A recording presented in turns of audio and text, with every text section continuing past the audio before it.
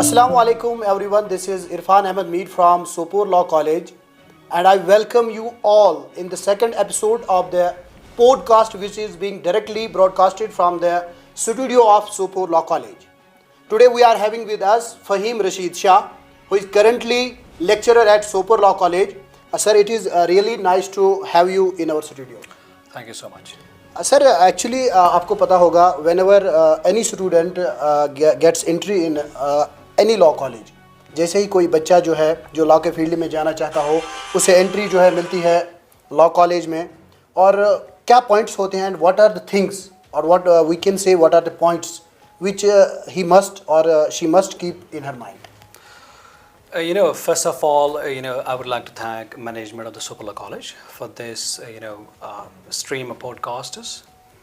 And देखिए, normally ये होता है कि जब भी आप BLLB में आप एडमिशन लेते हैं, आपके पास कॉलेजेस की एक लिस्ट होती है. So you have list of colleges and one of the premier law colleges of Jammu and Kashmir is Sopore law college.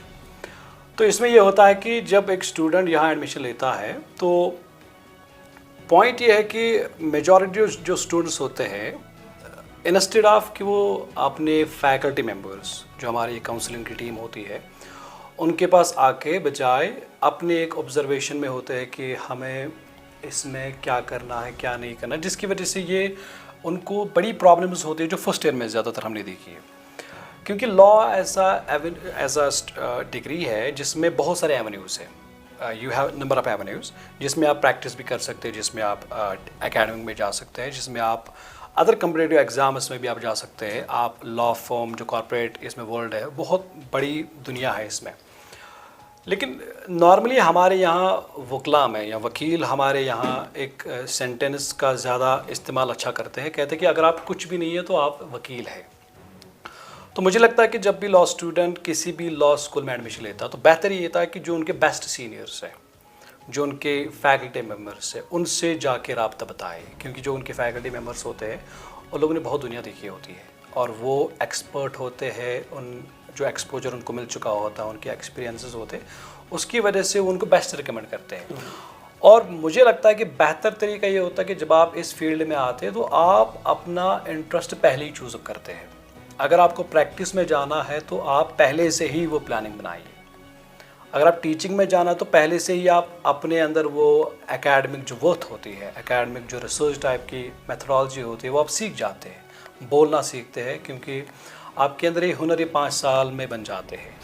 और मुझे लगता है जो एंजाइटी बच्चों में यही होती है कि अगर वो इन 5 सालों में अपना वो एक करियर चूज़अप नहीं कर पाते हैं, जिसकी वजह से बहुत सारी चॉइसेस है इसमें, उन्हीं की एंजाइटी होती है जो कहते हैं जैसे कशिर पर्चेस वन अगर एक दोन कनन पर था खोर तच गसन सोदे कथा सो एक पत्थर वो गिर जाता है.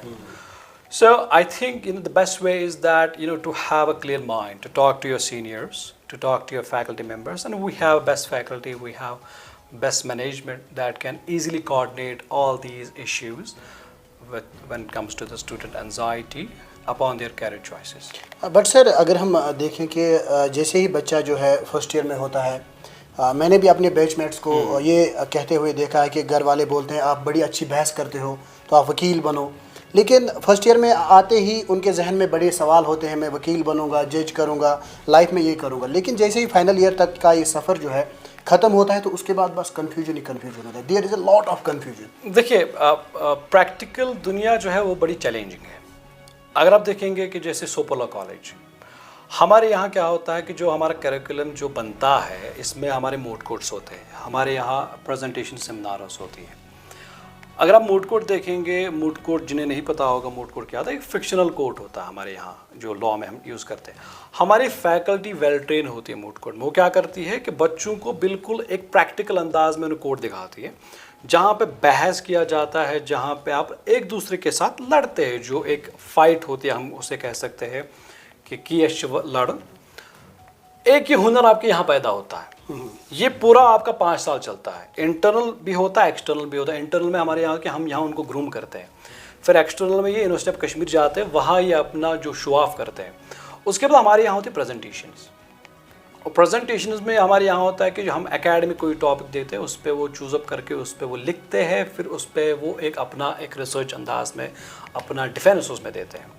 और उसके बाद हमारे यहाँ लीगल लिटरेसी प्रोग्राम्स होते हैं जो वो फील्ड में जाके लोगों से गांव में जाते हैं, क्योंकि लॉ ऐसा सब्जेक्ट है जिसको आपको अपनी लोकल लैंग्वेज में बताना है। मतलब मैं यही कहता हूँ, अगर वो कशीर पट वाना मेरे पास बहुत डिग्री है, मन मे कशीर पट तारन फिक्रे, मे क्लाइंट इवन जिसने पढ़ा नहीं है, so I have to be like him, मुझे वैसे ही बनना उसकी तरह, मुझे उसकी मेंटालिटी चेक करनी। ये कब होगा? जब भी लीगल लिटरेसी प्रोग्राम्स आप अटेंड करते हैं, ये हुनर आपको आएगा इन 5 सालों में।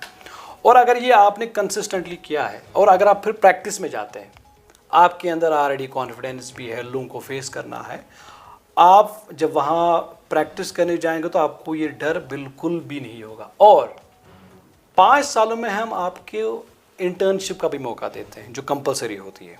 अब इंटर्नशिप में क्या होता है, आप कोर्ट जाएंगे 10-10, 15-15 दिन, 6 महीने में या 2 महीने में।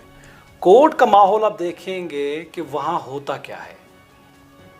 जब आप ये माहौल देखेंगे, 5 साल के बाद आप निकलेंगे तो आप जब प्रैक्टिस में जाएंगे तो आपके अंदर ऑलरेडी वो काबिलियत बन चुकी है, जिसकी वजह से आपके लिए बड़ा इजीली ये रुझान आएगा कि हाँ मुझे प्रैक्टिस करनी है, मेरे अंदर इतनी सारी काबिलियत है। And I think these credential informations are provided by the Sopola College are the best।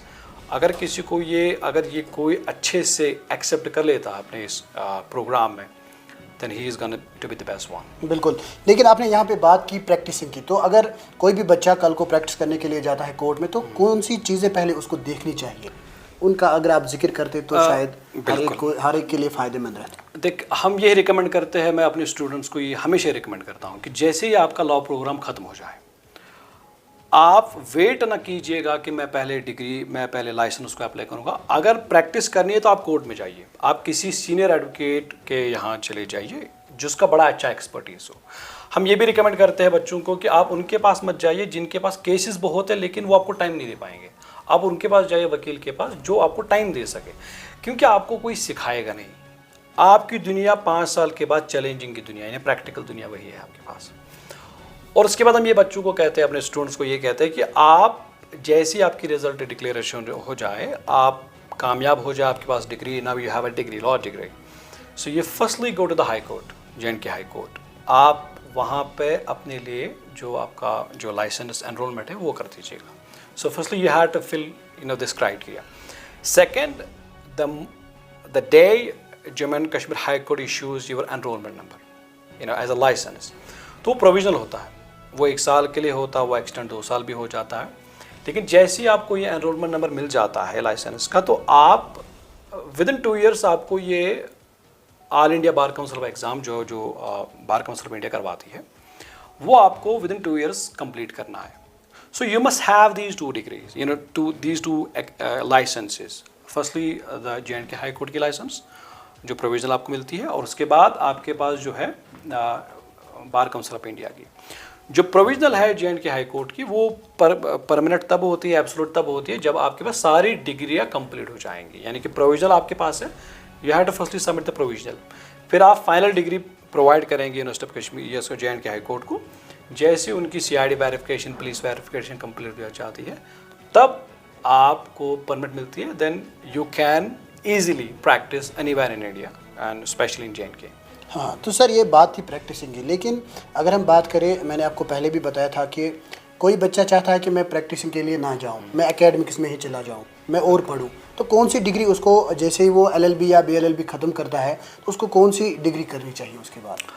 देखिए, टीचिंग का सबसे बड़ा जो एकेडमिक में अगर हम देखें, हमारे पास इंडिया में अगर देखेंगे, हमारे पास नेशनल यूनिवर्सिटीज़ है। पहले नेशनल यूनिवर्सिटीज़ में मैं ये रिकमेंड करता हूँ कि अगर आप टीचिंग में जाना चाहते हैं, सब्जेक्ट चॉइस तो ऑब्वियसली आपकी है। जैसे हमारे पास कॉर्पोरेट लॉ बाहर बहुत चलता है, हमारे पास J&K में अगर आप देखें, हम कॉन्स्टिट्यूशनल लॉ बहुत ज़्यादा चलता है, फैमिली लॉ अच्छा खासा चलता है।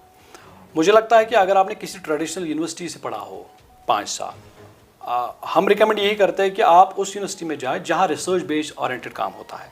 जैसे NLUs में अच्छा खासा काम होता है रिसर्च पे, एकेडमिक रिसर्च पे।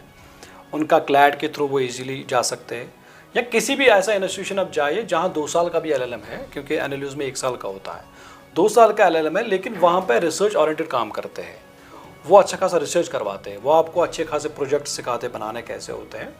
और मुझे लगता है कि BLLB में जाके आपके अंदर ये इंटरेस्ट आएगा। मुझे लगता है कि if I recommend IPR is one.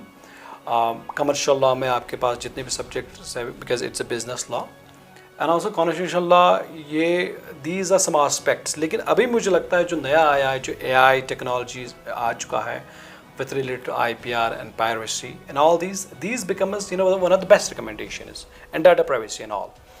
तो लेकिन ये रुझान तभी होगा जब आप BLLB में ही इसके ऊपर काम करेंगे। आपके अंदर ये रिसर्च ओरिएंटेड स्किल्स BLLB में ही शुरू होती है जब आप रिसर्च करने के लिए या पढ़ाई के लिए जाते हैं। So I think I would recommend all these. Sir, आपने यहाँ पे बात की आर्टिफिशियल इंटेलिजेंस की, तो क्या लगता है आपको, will AI replace the humans in field of law? देखिए, मेरा जितनी नॉलेज है अभी यहाँ, मतलब हम कह सकते हैं कि जितनी भी लिटिल बिट नॉलेज है या जितना हम प्रैक्टिकलिटी देखते हैं, इंसान को तो रिप्लेस नहीं कर सकती। खासकर अगर हम लॉ की बात करें कि लॉ में जितनी बारीकियाँ है उनको तो रिप्लेस नहीं किया जा सकता, क्योंकि कानून जो है ना, कानून इंसान के उस हिस्से के साथ वाबस्ता है जहाँ इंसान को डिसाइड ये करना पड़ता है कि ये जब मौत और रिहाई का सवाल होता है। And I don't think artificial intelligence will carve out the situation जहाँ पे इंसान को रिप्लेस कर सकते हैं। इसका हम फ़ायदा उठा सकते हैं, because we need that when it comes to e-court and summon services. और हम यही कहते हैं कि it is one of the best tool that we can use right now. हमारे बच्चे भी अच्छे खासा हम प्रोजेक्ट्स उनको देते हैं तो वो भी AI का यूज़ करते हैं अच्छे खासा। साइटेशंस जो नॉर्मली हमारी होती है, जब भी हम उनसे कभी मजाक में पूछ लेते हैं कि आपने कहाँ से लिया, तो वो कहते हैं ChatGPT से। लेकिन आई थिंक इट्स गुड कि उनको पता है कि यूज़ कैसे करना होता है। लेकिन रिसर्च आर्टिकल्स के लिए यू हैव द बेस्ट जो लॉ मटेरियल आपके पास अवेलेबल है वो है, but also it's also one of the factors that you can use it. Sir, is there any difference in practising law and studying law?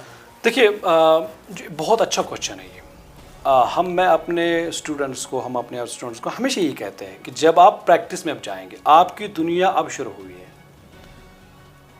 ये ऐसी दुनिया है कि जब आप वहाँ जाएंगे तो वहाँ पे सबसे पहले मैं यही रिकमेंड करूँगा कि जब आप वहाँ जाएंगे तो आपको पैसे नहीं मिलेंगे। ये एक स्ट्रगल है, रियल स्ट्रगल है। जब आप सीनियर के पास जाएंगे तो आपको वो सीनियर सिखाएगा नहीं, क्योंकि आपने BLLB में 5 ईयर में सब कुछ पढ़ लिया है। आपके पास 2 ऐसी चीज़ है जिनको हम सोल ऑफ द प्रैक्टिस कहते हैं, उनको हम कहते हैं CRPC और CPC। अगर ये 2 लॉ आपने अच्छे से पढ़े हैं, आपको याद है, बस इसमें प्रैक्टिकलिटी की ज़रूरत है। अब आप जब कोर्ट जाएंगे, अगर आप, क्योंकि मैंने पहले ही आपको कहा कि internship is one of the most recommended we do here. अगर आपने इंटर्नशिप नहीं की है तो आपको लगेगा 1 महीना कोर्ट में कोर्ट ढूंढना कि किस कोर्ट में मुझे जाना है, लेकिन इंटर्नशिप से आपके लिए सारी चीज़ें आसान हो जाती है। और अगर आपने CPC CRPC पढ़ा अच्छे से है, जब आपको अपना एक senior advocate file hand over करेगा कि आपको इस कोर्ट में जाना है, अगर आपके अंदर ये सारी सलाहियतें हैं कि आपने पढ़ा है, आपको पता है कि मैंने इंटर्नशिप की है, you go down to the last page, वहाँ आपको प्रोसीडिंग पता चल जाएगी कि आज मुझे क्या करना है। लेकिन अगर आपने ये भी ध्यान नहीं दिया तो आपके लिए एक प्रैक्टिकलिटी सिचुएशन हो जाती है, जिसकी वजह से आपके ऊपर कॉम्प्लिकेशन आ सकती है, क्योंकि आप डरेंगे कि मैं किसी को बताऊं तो बुरा मान जाएगा। डरना नहीं है, आपको इंक्वायरी करनी है कि मुझे किस कोर्ट में जाना है, क्योंकि आप नए हैं। सिखाएगा नहीं कोई, क्योंकि हम यहाँ पे यही कहते हैं बच्चों को, जब आप मूड कोर्ट में गलती करेंगे यहाँ पे कोई हंसेगा नहीं, लेकिन बाहर लोग हंसते हैं। जब आप जज के सामने कहीं जाएंगे, अगर जज के सामने आपको ये नहीं पता है कि डिफेंडेंट साइड कौन है, प्लेंटिफ साइड कौन है, तो लोग, क्लाइंट आप पे भरोसा नहीं करेगा। और दूसरी बात ये भी है कि हम रिकमेंड यही करते हैं अपने स्टूडेंट्स को, जब आप जाएंगे तो आप पैसे के पीछे मत भागिएगा। अब लोग पैसे के पीछे क्यों नहीं भागे, हम, वो ज़रूरी है। पैसा obviously it's worth to earn money through the practice, लेकिन पहले जब आप जाएंगे तो आप पहले अपना एक हैबिट बनाइए फाइल पढ़ने का। आप फाइल पढ़िएगा, आप file go through the chargesheet, go through the all the civil cases. उससे आपके अंदर ये पता चल जाएगी ड्राफ्टिंग कैसे करते हैं।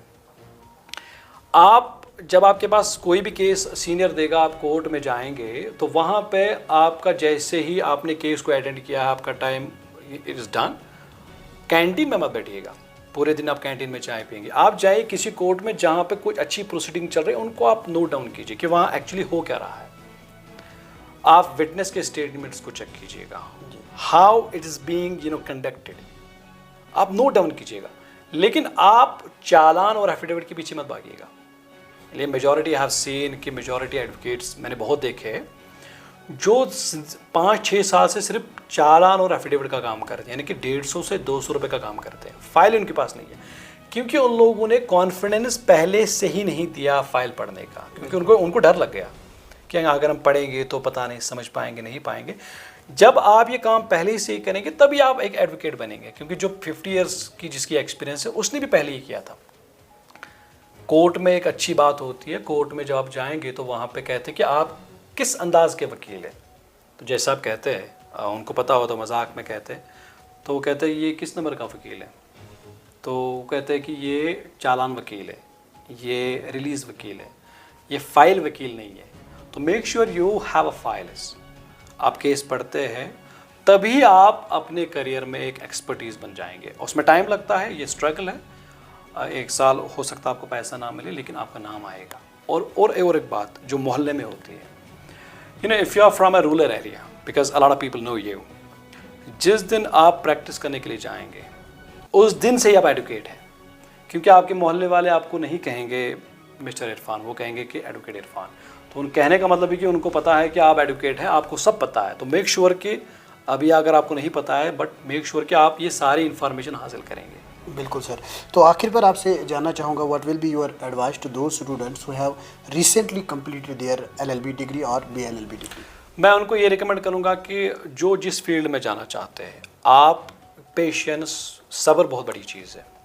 ये ऑब्वियसली इस्लाम में अल्लाह ताला बहुत जगह फरमाते हैं, हमारे ये तो हमारी ट्रेडिशंस है सब्र करना, कि जहाँ आप जाएंगे आप अच्छा कीजिए।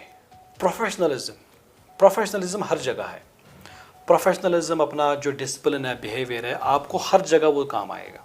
चाहे आप टीचिंग में जाइएगा, चाहे प्रैक्टिस में जाइएगा, आप किस भी जगह जाएंगे आपको याद किया जाएगा एज अ प्रोफेशनलिज्म की तरह। जो भी आपको सीनियर काम देगा, you have to do it. आप इग्नोर नहीं कर सकते इन चीज़ों को। आप एकेडमिक्स में जाएंगे, आपको यू हैव टू बी ड्यूटीफुली, आपको ये काम अपना करना होगा। और क्योंकि I have seen them these batches, they are the best, they are super talented, and they know their articulation, the way they articulate. I wish them best of luck. और वो जहाँ जाएंगे उन्हें हमेशा अपना कंडक्ट दिखाना होगा, बिहेवियर प्रोफेशनलिज्म से, और जिसकी वजह से आप एज ए करियर अच्छा बना सकते हैं। क्योंकि इसका कोई शॉर्टकट तरीका नहीं है, you don't have any shortcut, you have to be there. आपको ये सारी चीज़ें बेयर करनी है, तभी जाके एक अच्छा वकील बनेंगे, एक बड़ा अच्छा एक एकेडमिशियन बनेंगे, या किसी भी फील्ड में जाएंगे एज अ जज या किसी भी फील्ड में। सो आपको ये चीज़ें बेयर करनी होगी थ्रू द डिसिप्लिन प्रोफेशनलिज्म। तो सर मुझे लगता है, I think and I am sure that today's interaction will be most enlightening to all of us, and I am sure कि जब भी किसी भी लॉ स्टूडेंट जो होगा, जब भी उसके दिमाग में कभी कोई भी शक पैदा होगा, तो वो ज़रूर जो है ये आज का इंटरेक्शन जो है अपने दिल के करीब रखेगा और इससे अपने डाउट्स जो है क्लियर करेगा। और साथ ही साथ ये भी बता दूं कि कभी ना कभी हर किसी लॉ स्टूडेंट के जहन में जो आज हमने यहाँ पे क्वेश्चंस अराइज किए, जो आज जिन सवालों के आज आपने जवाब दिए, कभी ना कभी उनके जहन में ये सवाल जो है बिल्कुल उभरे होंगे। So thank you very much sir. Thank you.